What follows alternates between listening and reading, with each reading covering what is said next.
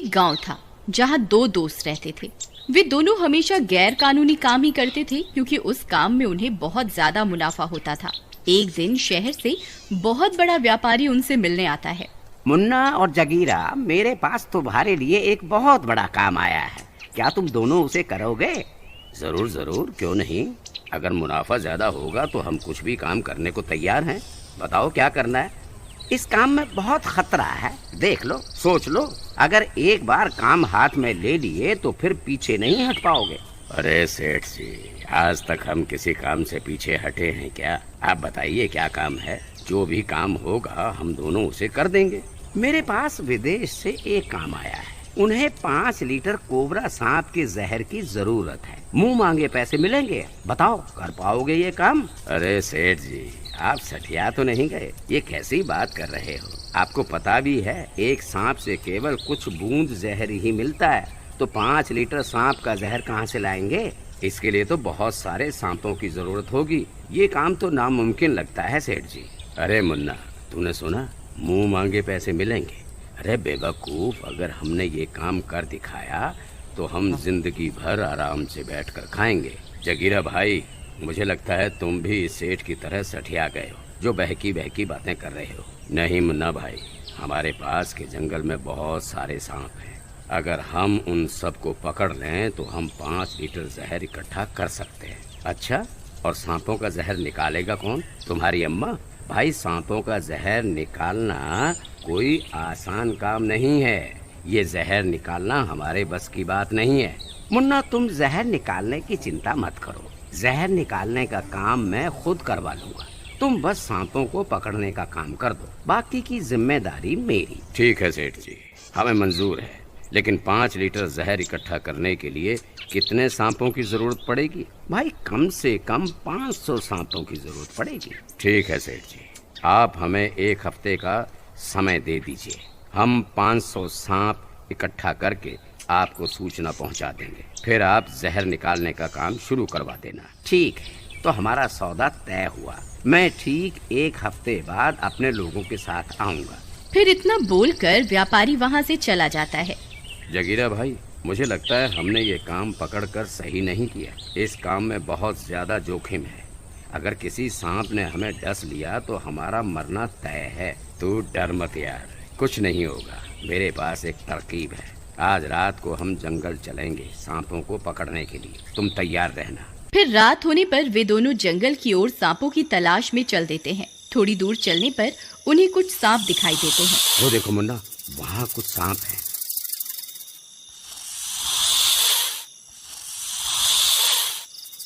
चलो उन्हें पकड़ते हैं। लगता है आज ये मरवा कर ही छोड़ेगा। हे भगवान, मेरी रक्षा करना। फिर वे दोनों जाते हैं और एक लकड़ी की मदद से सांप को उठाते हैं और एक बाल्टी में कैद कर लेते हैं।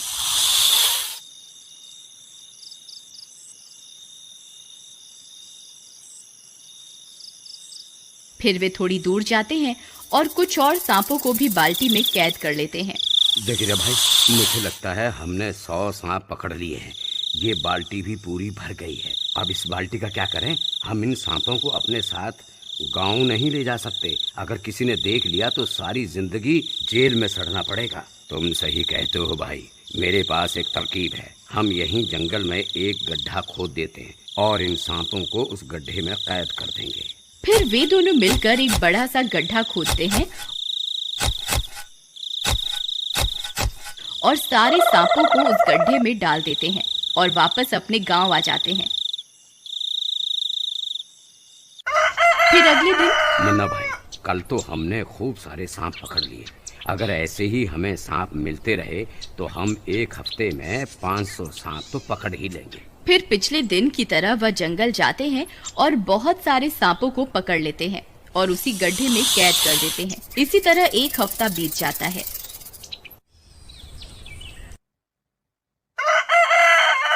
जगीरा भाई, मुझे लगता है हमने 500 सांप इकट्ठा कर लिए। अब बस हमें सेठ का इंतजार करना है, जो आकर इन सांपों का जहर निकलवाए।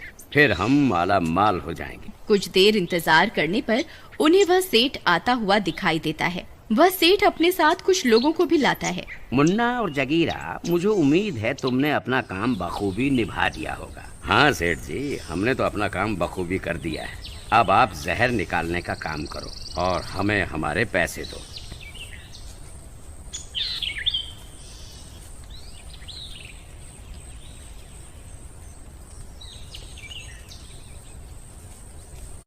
फिर वे सब जंगल की ओर बढ़ने लगते हैं। तभी अचानक से मौसम खराब हो जाता है। बहुत तेज आंधी आने लगती है। अरे जकीरा भाई, ये तो बहुत बड़ा तूफान लगता है। आज तक मैंने इतना बड़ा तूफान नहीं देखा। मुझे लगता है हमें इस तूफान के बीच जंगल में नहीं जाना चाहिए। नहीं नहीं, हम और इंतजार नहीं कर सकते, हमें अभी जंगल जाना होगा।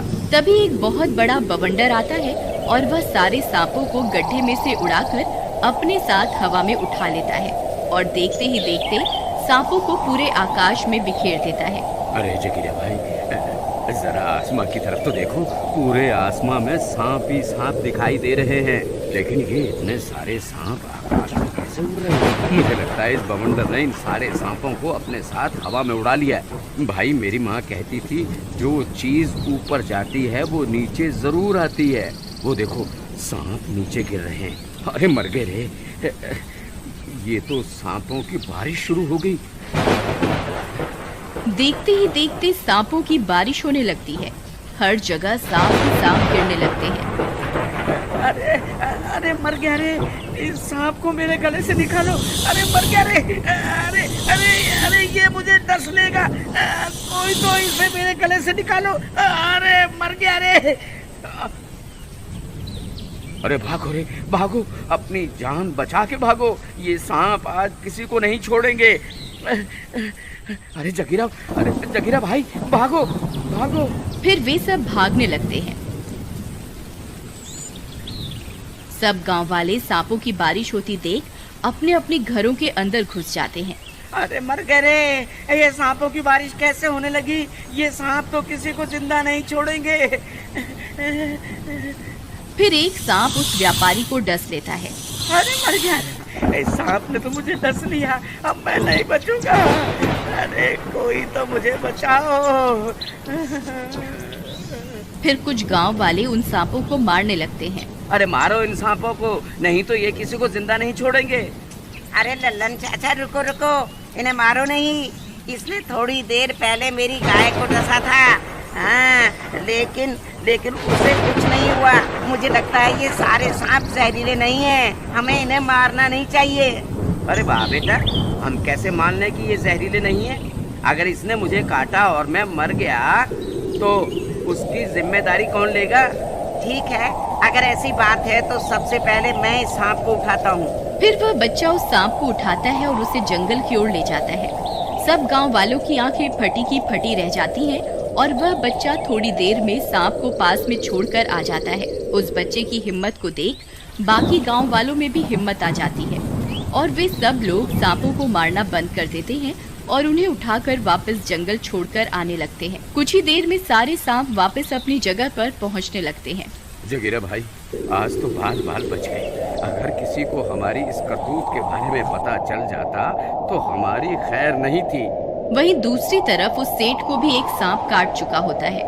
हे सांप देवता, कृपा करके अपना जहर वापस चूस लो। मैं वादा करता हूँ आज के बाद किसी भी जानवर की तस्करी नहीं करूँगा। मैं सारे गैर कानूनी काम छोड़ दूंगा।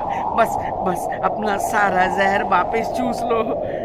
अरे सेठ जी, रोना बंद करो, कुछ नहीं होगा तुम्हें। ये सारे सांप जहरीले नहीं हैं। इनके काटने से किसी को कोई नुकसान नहीं हुआ है।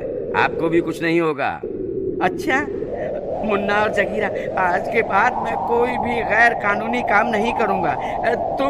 तुम ये सब गलत काम छोड़ दो। आप सही कहते हैं सेठ जी। अगर ये सांप जहरीले होते तो ना जाने आज कितने लोगों की जान चली जाती। मुझे भी लगता है आज से हमें मेहनत करके ही रोजी रोटी कमानी चाहिए। ठीक है भाई, अगर तुम आज के बाद कोई गलत काम नहीं करोगे तो मैं भी ये काम करना छोड़ देता हूँ। हमें सांपों से दूरी बनाकर रखनी चाहिए, लेकिन उन्हें मारना नहीं चाहिए, क्योंकि हर सांप जहरीला नहीं होता। ये कहानी कहीं ना कहीं अगर आपके दिल को छुए तो प्लीज लाइक जरूर कीजिएगा। Humanity should be our race, love should be our religion.